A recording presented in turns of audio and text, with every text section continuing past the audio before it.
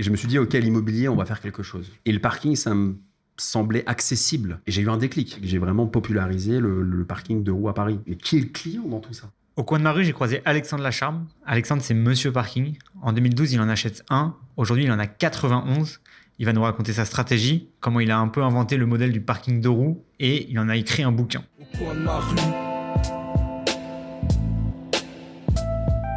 Salut Alexandre, merci de prendre du temps pour nous. Est-ce que tu peux te présenter, nous raconter un peu ton parcours? Ouais, salut Raphaël, merci pour l'invitation. Avec plaisir. C'est avec plaisir d'échanger avec toi aujourd'hui. Ça fait quelques temps que je suis Matera, depuis les débuts d'ailleurs. Je soutiens à distance un peu, tu vois, sur les réseaux. Écoute, je m'appelle Alexandre Lacharme, j'ai 37 ans, je suis né à Paris et j'investis dans l'immobilier depuis 2012-2013. Ok.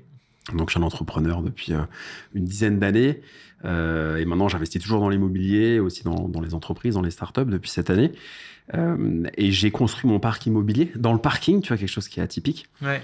au fur et à mesure et parallèlement à mes jobs lorsque j'étais encore salarié. Ouais. Donc, je le faisais en side business et maintenant, c'est devenu mon activité principale. Ok, c'est dingue. T'as combien de parkings aujourd'hui? J'en ai 91. Eh bien, moi, tu vas nous raconter ça, comment t'en es arrivé à être propriétaire de 91 parkings. Quand tu te lances, tu te dis directement je vais acheter des parkings ou tu te dis je vais acheter des apparts, comment t'as fait ton arbitrage? Écoute, à l'époque, j'ai pas beaucoup d'argent, donc je suis un peu frustré par rapport à ça. Je Ouais. me dis comment je vais faire pour m'en sortir. Paris, ça coûte cher. J'habitais rue des Dames, donc à Villiers, dans le 17e, un coin très sympa, mais pas donné. C'est Ouais. pas le moins cher. Et je me suis dit, il faut que je gère mon argent parce que je gérais très mal mon argent. C'était pas mon truc. J'arrivais pas à bien comprendre comment ça fonctionnait. J'arrivais toujours en fin de mois à découvert, comme beaucoup de gens d'ailleurs. Et je me suis dit, OK, l'immobilier, on va faire quelque chose. Okay, j'ai commencé à lire des bouquins là-dessus, à me renseigner. Alors, à l'époque, tu vois, 2010, 11, il y a peu de contenu dessus, Ouais. surtout en français, parce que j'étais pas bilingue. Là, t'avais un CDI peinard. Écoute, à l'époque, j'avais fait une petite pause dans mes études, donc j'étais encore en alternance à cette époque-là. Le parking, pourquoi? Parce que l'immobilier est arrivé dans la conversation. Ouais. Lorsque tu veux t'enrichir, l'immobilier arrive dans la conversation à un moment ou à un autre. Et j'avais pas les compétences ni les moyens de pouvoir acheter un appartement ou même Ok. un petit studio. Et le parking, ça me semblait accessible. Ouais. C'était pas cher, peu de risques, peu de contraintes. On pourra y revenir. Et je me suis dit, go. Et du donc, coup, t'as acheté ton premier et j'ai acheté parking. mon premier parking, improbable. Alors, j'avais pas d'argent, donc je regarde du moins cher au plus cher hein, sur les sites de petites annonces, entre les appels de prospection. Ouais. Où je faisais mon alternance à l'époque. Et je trouve un parking, accroche-toi, à 4 000 €, net vendeur. Alors, il y a forcément une subtilité pour 4 000 €. Je dis, c'est pas possible. C'est qu'en fait, c'était un parking pour mettre un 2 roues. Ok. Tu pouvais pas garer une voiture, mais c'était un véritable parking. Il était où? Rue Ordonner. Ok. Je l'ai toujours hein, d'ailleurs. Donc dans le 18e. Dans le 18e, ouais, Ouais. exactement. À Marcadet. Et du coup, je l'achète. Je regarde, par miracle, j'avais à peu près cette somme-là. Pas de quoi payer le notaire. Donc, pendant les 2 mois, j'ai dû économiser, manger pas mal de riz. Et j'ai acheté ce premier parking, 4 000 € que j'ai loué 45 € à un motard. Ok. Donc, ça faisait, tu vois, hors frais de notaire, 10% de renta brut. Ouais. Et j'ai eu un déclic. Ouais. Alors, tous mes potes se foutaient de moi en me disant, mais qu'est-ce que tu vas faire avec ton 45 €? Eux, ils avaient plus d'argent, ils partaient à Val d'Isère faire du ski, etc. Moi, j'étais un peu short. Mais je me disais, bah, écoute, c'est pas grave, c'est un déclic pour moi, une première étape. Et en fait, je l'ai dupliqué pendant 10 ans. Ok. Et du coup, tu l'as depuis 2010 ce parking? Je l'ai depuis 2013. 2013, ok. Donc 10 ans. 10 ans, je l'ai toujours. Ok. Et maintenant, je mets même 2 motos parce que je les mets un peu en biais. Ça me rapporte 90 € par mois alors que j'ai acheté 4 000 net vendeurs. Tu n'avais pas emprunté pour l'époque? Non, alors la première OP, je l'avais fait comptant. Ouais. La seconde aussi, c'était une super affaire aussi off-market parce que je développais bien mon relationnel en tant que commercial, si tu veux. Je discutais avec les agents et ils appréciaient. Ok. Et après, la suite, bien entendu, j'avais plus de liquidité, donc j'ai fait des crédits. Et après, j'ai eu des CDD, des CDI, j'ai eu des jobs assez sympas, toujours dans la fonction développement commercial. Et du coup, ça me permettait de faire des crédits. Donc, j'ai fait tout par le levier de la dette. Ouais. Ok. Et c'est quoi la spécificité d'investir dans des parkings comparé à de l'appartement? Enfin, qu'est-ce qu'il y a en termes de gestion, en termes de spotter les opportunités? Qu'est-ce qui est un peu spécifique sur les parkings? Ce qui est spécifique, c'est que c'est plus accessible financièrement. Ouais. C'est plus facile à gérer. T'as rien à dégrader. Ouais. Demain, t'achètes un parking, t'as un locataire, il va pas te casser ta cuisine, ta salle de bain. Il n'y a pas la même législation. C'est pas la loi Allure, c'est le code civil. Ok. Donc le code civil, c'est très flexible. Il n'y a pas de trêve hivernale, il n'y a pas toutes les contraintes qui sont en lien avec l'immobilier d'habitation. Il n'y a pas de DPE, donc il n'y a pas d'histoire de passoire thermique. Ouais. Donc en fait, tu as une législation qui est hyper souple avec le code civil et tu n'as rien à casser. D'autant plus que moi, j'étais tellement feignant que je voulais même pas acheter un box parce que je me dis, si j'achète un box, ils vont casser la porte. Donc j'ai acheté des places ouvertes. Ouais. Donc les places ouvertes, il y a quoi ? Il y a tous les 15 ans, tu mets un coup de peinture pour redéfinir la délimitation. Ça s'arrête là, les contraintes. La seule chose que tu peux avoir, c'est un impayé éventuellement. Après, si tu choisis bien tes locataires, tu réduis le risque. Ça t'est arrivé, ça ? Oui, mais je l'ai choisi bien en amont et j'ai jamais eu quelqu'un vraiment qui a disparu de la circulation. Parfois, tu as des oublis. Et deuxième élément, la seule chose, c'est quoi ? On peut perdre le bip. Bon, le bip, tu le désactives, tu en redemandes à un syndic, ça te coûte 40 €. Donc, tu n'as pas de contrainte. Donc, c'est bien pour les gens qui ont peur de se lancer. Parce qu'aujourd'hui, pourquoi les gens ne se lancent pas dans l'IMO ? C'est pas forcément qu'ils n'ont pas les moyens, c'est qu'ils ont peur. Ils se sentent seuls et ils se disent « Ouh là là, comment je vais faire si j'ai des impayés, etc. » Donc là, tu annules le côté peur. Ouais. Donc c'est un bon moyen pour démarrer. Mais c'est pas en opposition avec les apparts. J'en ai acheté des apparts aussi. Ok, bon, tu vas nous en parler. Tes 91 parkings aujourd'hui, ils sont tous à Paris ou t'es investi Paris, ouais. J'avais fait un peu le sud, mais Paris. Okay. Paris parce que je connais bien mon environnement, je suis né ici. Ouais. Et c'est une question de bon sens. Je veux comprendre, même si c'est plus moi qui gère. Ça m'arrive encore de faire des rotations. Mais je veux comprendre là où j'ai investi. Comment tu as organisé la gestion de 91 parkings, du coup ? Pendant longtemps, je le faisais seul. Okay. C'était assez simple, fichier Excel. Ouais. Fichier Excel, 1 mois de préavis. Et après, j'avais des petites astuces. Par exemple, lorsque j'avais quelqu'un qui donnait son préavis, je remettais l'annonce en ligne, ou alors je la laissais en ligne et j'avais une liste d'attente. Okay. Et je mettais la personne qui reprenait la place en lien avec la personne qui quittait. Donc, il faisait le switch. Et moi, à distance, j'envoyais un mail, buy plus RIB, boum, et je voyais pas la personne. Okay, et ça marche 99% du temps. Tu as toujours une personne un peu chiante qui râle, mais ça marche. Donc, j'ai quand même optimisé le process à mort. Ouais. Et maintenant, j'ai plus envie de trop gérer ça. Et du coup, c'est quoi ? Tu as confié une agence ? Tu as délégué ? Non. J'ai des gens avec qui je travaille qui gèrent ça pour moi, tu vois, des freelances, etc. Mais j'ai pas... Non. Les agences, ça les intéresse pas vraiment. Et ça s'est accéléré à un moment ou ça a été linéaire depuis 10 ans ? Tu as acheté 10 parkings par an, quoi ? Écoute, il y a eu des années blanches, il y a eu des années où j'ai accéléré. C'est en fonction de quoi ? C'est en fonction de mon feeling. Ouais. C'est en fonction de mes revenus, ce que je priorise. Des opportunités, de la motivation. Tu sais, on est des êtres humains. Hein. Je suis pas une machine. Moi, je suis pas un ingénieur. Hein. Tu sais, je suis un bac littéraire. J'ai rien à voir avec tout ça. Je faisais du théâtre avant. Après, j'ai fait des études de commerce. Donc, cette rigueur d'ingénieur, c'est pas de série chez moi. Tu vois. Donc, je fais tout au feeling. Et tu suis combien valent ces 91 parkings, combien ils te rapportent par mois, etc. aujourd'hui ? Bien entendu. Ouais. Moi, ça me rapporte de quoi vivre de manière confortable. J'ai pas énormément de dettes. Parce qu'en fait, j'ai très bien acheté. Étant commercial de métier je l'ai fait de 2010 à 2022. J'ai arrêté il y a 1 an et demi seulement d'être salarié, tu vois. J'ai appris à négocier. Et du coup, je négociais très fort les parkings. Et je l'ai loué assez fort puisque une des particularités, c'est que j'ai vraiment popularisé le parking de roues à Paris. J'étais un des premiers à le faire. Ah oui, c'est marrant. C'est-à-dire qu'en fait, tu as des gens qui achètent des parkings, tu dis OK, so what, il n'y a rien d'innovant. Mais moi, je me suis dit, un parking que tu achètes et que tu loues 100 € à une voiture, Raphaël, si tu le divises en 4, tu peux louer 200 € à 4 €. Et ça, il n'y a pas grand monde qui avait pensé en 2012-2013. Et là, la nouvelle législation sur le stationnement des 2 roues, du coup, c'est une bénédiction pour toi, non ? Oui, tout à fait. Ça, vraiment, j'avais énormément de demandes, beaucoup plus de demandes que d'offres. Donc, j'avais déjà pas mal de lignes de crédit, c'était compliqué. La banque, tu sais, si tu gagnes telle somme avec l'immobilier et telle somme en tant que salarié, c'est pas la même chose pour elle, tu vois. Et c'était compliqué, mais j'aurais voulu acheter beaucoup plus fort. J'ai voulu le faire tout seul, je me suis jamais associé dans tous les parkings que j'ai. Je préférais le faire seul. Mais oui, ça a été une bénédiction. Après, tu as beaucoup de gens qui ont copié aussi mon modèle. J'en ai fait un bouquin, donc si tu veux, on en a vendu quand même pas mal d'exemplaires. Ça s'appelle comment le bouquin ? Il s'appelle Investir dans les parkings aux éditions Erol. Okay. Et du coup, ça a bien fonctionné. Et du coup, il y avait pas mal de vocations. Mais après, ça me faisait plaisir d'évangéliser, de raconter un peu cette histoire. C'est toi qui as montré la voie, quoi. Oui, ça me faisait plaisir de le partager. Ça me fait toujours plaisir de le partager. Ouais. Et du coup, tu disais que tu avais aussi commencé à investir dans des apparts maintenant ? Alors, je l'ai fait une fois. J'ai revendu parce que ça me plaisait pas. J'ai pas eu de chance. Je suis tombé sur une espèce de passoire thermique. Le locataire, il me faisait la misère. Il me disait, il y a de l'humidité. Il arrivait avec des trucs. Il me foutait la pression et tout. Et du coup, je pouvais pas gérer. Et j'ai dit, stop, on revient au parking. Et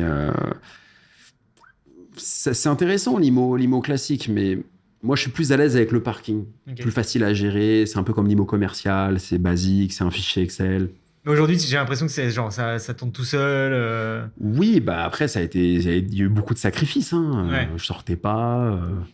Regarde la tête que j'ai 37 ans. Les gens, ils se disent, t'as 28 ou 30 ans. Bah, en même temps, j'ai pas fait trop d'excès, tu vois. C'est peut-être dû à ça. Ça a été dur, non, ça a été un parcours difficile. Ouais. Ça a été, c'est quoi les grosses galères que t'as eues? Perdre mon père quand j'ai 9 ans. Ça, c'est une galère. Je pense que c'est dû à ça, pourquoi j'ai voulu me bouger le cul. Non, ça part d'une frustration, en fait. Quand tu perds un de tes parents jeune, t'as 9 ans, ta mère ou ton père, forcément, derrière, t'as la rage, quoi. T'as envie de t'en sortir. Donc, moi, j'ai dit, OK, très bien, pas de problème. Et boum, boum, boum, et je déroule, quoi. Donc, voilà, ça, c'est un point clé, on va dire, dans mon parcours. Et après, je lâche rien, quoi. Quand j'ai un truc en tête, je le fais à fond. Et c'est ce que tu fais aujourd'hui avec Matera, par exemple. Mais j'ai cette mentalité d'être très, très fonceur. Donc, j'avais pas un gros train de vie. Toi, maintenant, je me fais plus plaisir. Mais j'ai pas non plus un train de vie de mec de Dubaï, tu vois. Ouais. Mais t'as le sentiment qu'avec 90 parkings... Enfin, c'est quoi d'ailleurs ton objectif? C'est genre d'en avoir 200, de rester à 100? Mon objectif, c'est d'écrire des bouquins, de motiver les gens, de transmettre. J'ai plus trop d'objectifs financiers. Bon, pas tellement pour le fun, tu vois, mais c'est pas... J'ai plus envie aujourd'hui de m'amuser. Ok. Aujourd'hui, je m'éclate. Genre, t'as eu tes sacrifices, maintenant... Ouais, j'ai envie de m'amuser, j'ai envie de profiter de la vie. Ouais. Donc, tu vois, j'ai créé une chaîne YouTube de montres où je parle de montres sur Internet. C'est un truc invraisemblable, ça marche super bien. Trop bien. Ça s'appelle comment? Ça s'appelle Tocante. Ok. Je m'éclate, je rencontre des gens, j'ai des marques qui me filent des montres. J'ai investi dans des startups, j'ai investi dans 15 boîtes, comme je te disais en off cette année. Je rachète quelques parkings parfois. En fait, je veux m'éclater aujourd'hui. Ouais.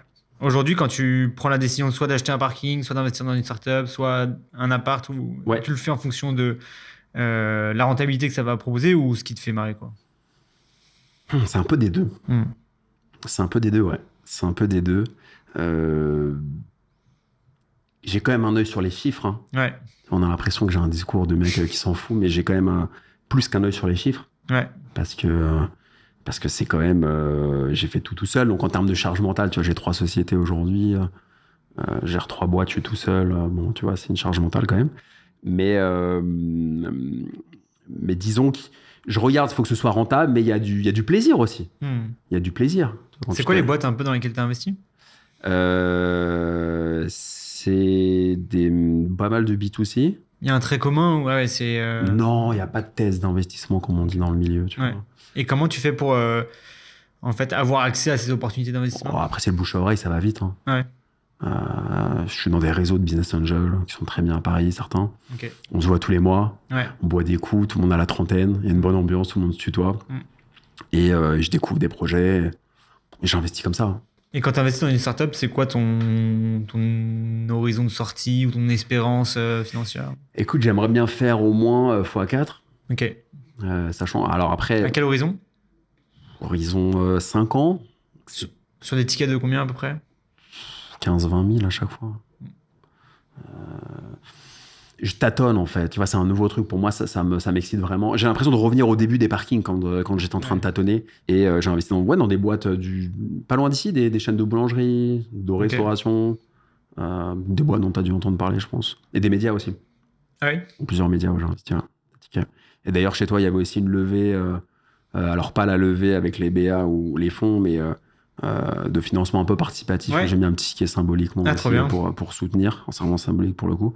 Mais parce que j'avais vu passer, tu vois, sur LinkedIn, je t'avais même envoyé un message à l'époque, il y a 2-3 ans, sur LinkedIn, et je me suis dit, mais c'est incroyable, Matera, ça répond tellement à un besoin que chaque propriétaire bailleur ressent. Toi, t'as eu des problèmes avec les syndicats? Mais à fond. Qu'est-ce qui t'est arrivé? On en parle, en fait.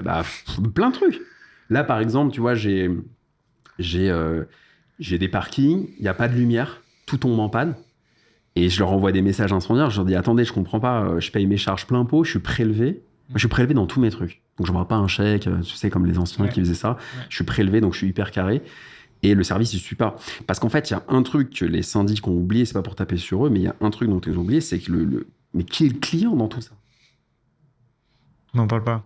Qui est le client? C'est nous les clients, c'est les propriétaires bailleurs. Après, tu as des syndics qui veulent pas me fournir plusieurs bips.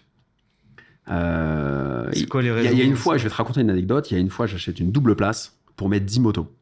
Une double place de parking dans le 18e, ça me rapporte 700 € par mois à peu près. Ouais. Donc 700 € par mois sans les inconvénients d'un studio, donc ça, je pense, c'est ma plus belle affaire. Double place, je mets 10 motos, je suis hyper content, je vais chez le notaire, mon notaire habituel dans le 18e près de Montmartre. Je mets l'annonce avant de signer, j'ai quasiment les 10, j'en ai 8. Et je fais des rendez-vous, tu vois, 19h30, 19h45, hyper millimétré. Ouais. Je staffe tout, je prends 700 € par mois, c'est cool. Et 2 semaines après, j'ai un email du syndic qui me dit « Ah, bonjour, monsieur Lacharme, on n'a pas le droit de mettre des motos dans le parking depuis 1986 ou 87. » C'est quoi cet embrouille? Ça n'existait pas à cette époque. Qu'est-ce que vous racontez là? Là, je panique, je suis pas bien, tu vois. Je rentre chez moi, je me dis, voilà, comment on va faire? Parce que moi, je prends tout à cœur, donc je dors mal. Et le lendemain, je leur envoie un mail, je leur dis, mais ok, très bien, bah, montrez-moi le passage dans le PV d'AG, le RCP, qu'on regarde un peu, qu'on creuse, quoi. Ouais. Et là, il n'y a pas de réponse, bien sûr. Il me disait, on va quand même regarder, on va vous envoyer. Je fais, ok, envoyez. Et il m'envoie rien, et il refuse de me filer des bips. Donc, le problème, c'est qu'il menaçait, je crois, de tout déconnecter ou je sais pas quoi. Enfin, moi, j'avais tous mes locataires qui avaient signé le bail et tout. C'était une catastrophe. Et ça remettait en péril la rentabilité du truc, parce que j'avais acheté 50 000 quand même. Et j'ai dû me déplacer, bien m'habiller, mettre ma petite veste, etc., que je ne mets plus jamais, et faire le mec de bonne famille, aller les voir. Bonjour madame, bonjour monsieur, donc vous inquiétez pas, je ne suis pas un voyou, je fais ça, etc. Donc j'ai vraiment dû ramper pour. Et ils t'ont filé les bips? Ils m'ont filé les bips, mais ils font de la rétention. Pourquoi, tu me diras? Parce que de c'est quoi leur intérêt? Ah oui, parce qu'il y a la dégradation. Il y a plusieurs facteurs que tu dois bien connaître. Déjà, il y a de mais la c'est peur. pas chez eux, je comprends pas. Non, mais il y a oui, mais en fait, eux, ils sont payés par les copropriétaires. Ouais. Donc, si les copropriétaires se plaignent de moi, ouais. ils vont virer le syndic et eux, c'est un manque à gagner. Ouais, okay. Et pourquoi est-ce qu'ils vont se plaindre de moi? Il y a plusieurs facteurs. Il y a la jalousie. Ah, pourquoi le petit jeune, là? Attends, combien il gagne, là? 50? Il gagne 700 € par mois, alors que moi, je galère, j'ai une place, j'arrive même pas à la louer. Je paie des charges tous les mois. Donc, il y a une frustration, déjà. Okay. Ils ont peur qu'il y ait des intrus qui rentrent, tu vois, des va-et-vient, etc. Et puis, 3, il y en a qui ont beaucoup de temps à perdre aussi, qui s'ennuient beaucoup. Hein. Ouais. Et juste pour ceux qui louent la place, les différentes motos, là, pour elles, ça change rien qu'il y en ait 2 ou 4 ou 6 ou 8. Si tu leur donnes un espace confortable, le but, c'est pas de les mettre comme des sardines, mais si tu leur mets 1,20 m sur 2 mètres, que tout le monde se gare, que tout le monde a un bip, que tu es réactif, ça m'obsède qu'ils soient contents. Ouais. C'est très prononcé chez moi. Ça, c'est marrant, j'ai remarqué que c'est un trait commun chez les... Je sais pas si c'est les bons investisseurs ou pas, mais ils font très attention à la relation qu'ils ont avec leurs locataires. C'est une obsession. Non, mais Alexandre Fitoussi, qui a monté une boîte qui s'appelle Beanstalk, qui était à ta place il y a 2 semaines, me racontait que en fait, il répondait plus vite à ses locataires qu'à sa mère, quoi. Parce qu'il disait, c'est tellement important pour moi d'avoir une bonne relation, parce que du coup, il n'y a pas de vacances, il m'emmerde pas, etc. Et c'est vraiment, genre, il met un point d'orgue avec ses 19 appartements à genre, bien gérer ses locataires, quoi. Je suis comme lui, c'est comme toi en tant qu'entrepreneur, tes clients. Moi, mon locataire, il faut qu'il soit content. S'il n'est pas content, c'est un gros problème. Ouais. Ça, c'est ma priorité. Ouais, c'est plus important que l'argent qui rentre, quoi. Moi, aujourd'hui, un client qui est hyper content, qui m'envoie un message, qui me recommande quelqu'un, c'est plus important que d'avoir un loyer qui rentre. Ouais, c'est ça m'obsède, ouais. Très cool. On a quelques questions un peu ping-pong comme ça, que je vais te poser rapidement. Investir à Paris ou dans d'autres grandes villes, pardon? Il paraît qu'il y a de la concurrence à Paris, là, maintenant. Non, tu peux le faire à Paris. Ouais. Si tu négocies bien, il y a encore de la place. Il faut bien choisir l'arrondissement. Faut faire attention aux charges. Pas de monte voiture. Ça coûte très cher, les montes charges. Ça tombe tout le temps en panne. Ah ouais. L'enfer. L'enfer. Mais c'est marrant, dans la négo, tu parles beaucoup de négo et c'est ça qui t'a permis de faire des bonnes affaires aussi. Ouais. C'est en gros entre le prix d'annonce et l'offre que tu vas faire. 25%. Entre le prix, aujourd'hui j'ai fait des statistiques, entre le prix affiché et le prix que je signe chez le notaire, il y a 25% d'écart. C'est énorme. Ouais, mais le prix, en fait, ce que les gens oublient, c'est que le prix, que ce soit un appartement ou un parking, le prix que tu vois quand tu te balades dans la rue, c'est un prix fictif. Ouais, bien sûr. C'est une proposition de prix. Je propose 300 000 pour mon appartement. C'est le prix, c'est mon prix. Mais est-ce que c'est le prix de l'autre? Non. Un prix, c'est la rencontre. C'est la rencontre entre l'acheteur et le vendeur. Donc, en fait, il y a une grosse différence. C'est pour ça que tu as plein de gens en fait, qui n'investissent pas, qui se disent Dans mon entourage, j'en vois, ils se baladent dans Paris, ils disent, mais tout est trop cher. Oh là là, regarde, on est à 11 000 de mètres carrés. Mais que dalle. Moi, j'ai des potes qui achètent à 7 000 dans le 18e. Dans le 19e, qui trouvent des trucs à 7-8 000. C'est un combat, hein, une vente. Hein. Voilà, c'est un état d'esprit aussi. C'est quoi les bonnes places de parking à acheter? Il faut aller chercher dans une copro au -1, il faut aller dans un parking au 3e étage, il faut prendre des trucs en rez-de-chaussée dans une cour. Une bonne affaire, c'est pas d'aller trop bas dans les sous-sols déjà. Ok. Si t'achètes au -5, c'est galère. Pourquoi? Parce qu'en fait, tu vas trouver des locataires qui vont être contents tout de suite parce que t'es sympa. Ouais. Ils vont se dire, ah, c'est bien, il est sympa, il est réactif et tout. Mais au bout d'une semaine, quand ils vont perdre 15 minutes pour aller chercher leur truc, Ouais. donc ils veulent gagner du temps. Donc tu vas les perdre. Monte voiture, monte charge, n'y allez pas. Ça, c'est le meilleur conseil que je puisse donner aux gens. Investir dans des places pour des voitures ou des 2 roues?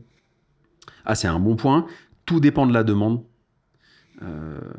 Dans les cœurs de ville, le 2 roues, c'est bien. Pourquoi? Parce que c'est de plus en plus payant.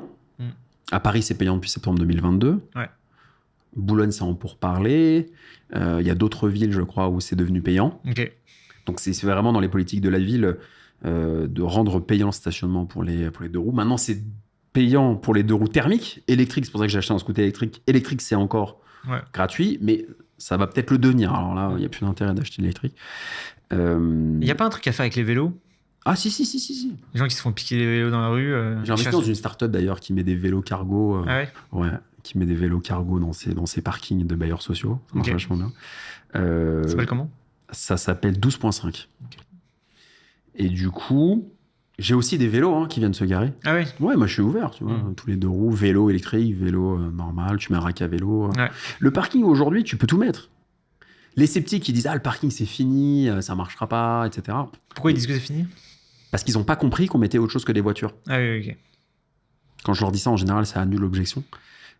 Et après, par contre, si tu es dans une ville où les gens ont une voiture, plutôt que des 2 roues, bah, faut mettre des voitures. Donc, je vais jamais dire go pour le 2 roues, go pour la voiture. Ça dépend faut faire ton étude de marché, en fait. Ok. Parking ou box, tu as déjà commencé à y répondre. Alors, il y a des avantages et des inconvénients. Moi, personnellement, je préfère une place de parking ouverte parce que moins cher. Ouais. Et si tu fais de la coloc 2 roues, aucun intérêt de mettre un box parce qu'il y aura tout le temps, tu vas user la porte et je voulais même pas gérer ça. Yes. Le box, l'avantage, c'est que c'est plus discret. Et du coup, la personne peut faire du stockage un peu discrètement, tu vois. Ok. C'est plus planqué. Gérer seul ou avec une agence? Si tu connais des agences qui gèrent ça, tu vas me sauver la vie. Mais au début, seul, bien sûr. Au début, seul. Et après, s'il y a quelques agences, quelques startups qui se lancent là-dedans, pourquoi pas? Ça roule. Pour conclure, est-ce que t'as 50 ans, 60 ans, tu as un objectif de nombre de places un peu plus vieux quand tu prends ta retraite? Je sais pas quand je prendrai ma retraite. Écoute, j'investirais bien, tu vois, créer un fonds d'investissement là-dedans, ou des CPI parking, des choses comme ça. Ouais. Là, j'ai envie de faire des projets plus gros, tu vois, plus entrepreneuriaux. Ouais. Plutôt que... Si tu veux, c'était un peu l'intro d'avoir un peu moins de 100 parkings. C'était vraiment pour moi le début, le lancement. Ouais. Et qui me permet aujourd'hui d'aller dans d'autres types d'investissements comme les startups, etc. Donc, j'ai envie de m'associer aussi. Okay. Mais c'est dur de s'associer. Hein. Pourquoi tu cherches un mariage. Donc, j'ai plutôt aujourd'hui envie d'allouer mon temps à développer des choses un peu satellites plutôt que de dire OK, on va retourner dans le grind, on va acheter 500 places de parking. Après, why not, hein, si j'ai un investisseur... comme certains l'ont eu, je pourrais le faire, mais j'ai envie de découvrir des nouvelles choses. Moi, ce qui me drive, c'est d'apprendre et c'est de repartir à zéro. Ok. Il n'y a que ça qui m'intéresse, c'est de réapprendre, d'être comme un élève. La place de challenger, je l'aime bien, tu vois. Yes. Est-ce qu'il y a un parcours d'investisseur qui t'inspire particulièrement et qu'on devrait accueillir dans ce podcast? Il y a pas mal d'investisseurs qui sont bons. Hein. En France, j'imagine. Ouais, tu préfères, tu fais du contenu en français. Ouais. Non, t'as quelques bons qui sont passés. Hein. T'as Mounir que je connais bien, qui sont Mounir de Finery. Ouais. T'as Jonathan Angueloff d'Aircall. Bien vu. Ça peut être intéressant. Moi, il est passé pas mal de fois. Il a monté un gros fonds immobilier, non? Oui. Il est revenu à l'immobilier là. Il a un parcours de vie assez compliqué aussi. Ah ouais. Il a eu perdu ses parents jeunes, etc.